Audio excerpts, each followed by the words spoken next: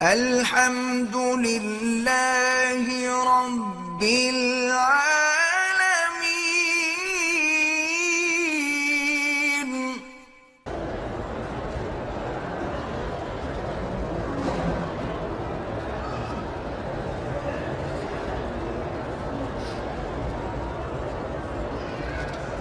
بہرحال اگر آپ نے کسی کو امانت کے طور پہ پیسے دیے اور یہ کہا کہ ہم دونوں میں سے کوئی بھی پہلے مر گیا تو یہ پیسے اس کو معاف ہے، اتفاق سے امانت دینے والا پہلے مر جاتا ہے، امانت دینے والے کے گھر والوں کے پاس رسائی مشکل ہے، تو بہرحال یہ ہے کہ آپ نے معاف تو کیا ہوا تھا ایک دوسرے کو، لیکن بہتر ہے کہ کسی دین کے مدرسے میں بطور خیرات جمع کرا دو۔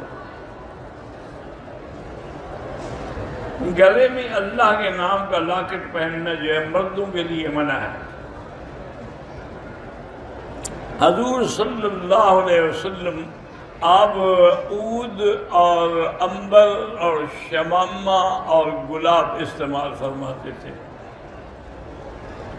بینک میں رکھی ہوئی رقم پر ملنے والی سود کی رقم بہرحال کسی غریب کو بغیر ثواب کی نیت سے دے دیں، ثواب ہوتا ہے حلال میں، یہ پیسہ چونکہ حرام ہے اس لیے ثواب کی نیت نہ کرے، ویسے غریبوں کو دے دیں۔ اگر سگے بہن بھائی بھی غریب ہیں ان کو بھی دے دیں۔ ہمارے دو دشمن آپس میں لڑ رہے ہیں، اگر وہ کافر ہیں تو پھر ہمیں خوش ہونا چاہیے۔ اگر ہم اپنے شہر کے چوک اور گلیوں کے نام صحابہ کے نام پہ رکھیں بالکل جائز، یہاں دیکھا نہیں شارع ابراہیم ہے، شارع ابی بکر صدیق ہے، مدارس کے نام صحابہ کے نام پہ ہیں۔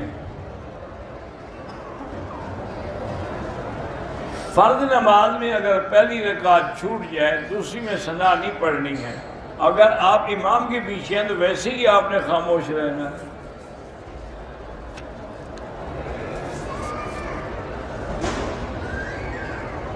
اگر کسی نے پینٹ شرٹ اور ٹائی لگائی ہوئی، نماز تو ہو جائے لیکن کوشش یہ کریں کہ نماز کے وقت ایسا لباس نہ ہو۔ حاسد کے حسد سے بچنے کے لیے لا حول ولا قوت الا باللہ العلی العظیم پڑھا کریں۔ یوم پیدائش سالگرہ منانا یہ بدعت ہے اور کافروں کی رسم ہے، اس کا اسلام سے کوئی تعلق نہیں۔ مسجد کے برآمدے میں مسجد کے امام کے لیے کمرہ بنا دیں، مسجد کے اندر تو نہ بنائیں نا، اس سے ہٹ کے بنائیں۔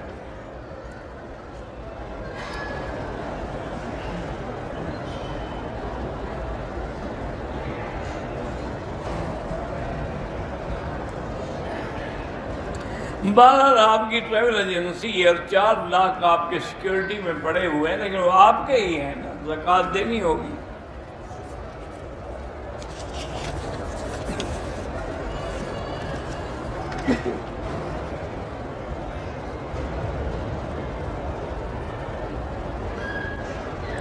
میں نکاح کرنا چاہتا ہوں انڈین لڑکی سے اور میں پاکستانی ہوں، یہ قانونی باتیں سفارت خانے سے جا کے پوچھیں۔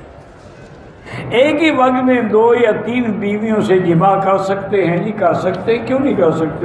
اگر اللہ نے تمہیں طاقت دی ہے کر سکتے ہیں۔ اور یہ تو حدیث میں بھی ہے، میرے آقا جب حج پہ تشریف لا رہے تھے تو ساری بیویاں ساتھ تھیں، اور آخر میں آپ کی 9 بیویاں تھیں، 11 سے نکاح ہوا لیکن آخر میں 9 تھیں، وہ 9 کی 9 بیویاں ساتھ تھیں۔ حضور مدینے سے ذوالحلیفہ آ گئے، وہاں قیام فرمایا، رات گزاری، تو اسی رات میں حضور نے اپنی ہر بیوی کے ساتھ جا کے مجامعت کی تاکہ سنت بھی پوری ہو جائے اور احرام سے پہلے سب کے خواہشات نفسانی بھی مٹ جائیں۔ تو اگر یہ ناجائز ہوتا تو حضور سب سے کیوں ایسی بات کرتے؟ جائز ہے۔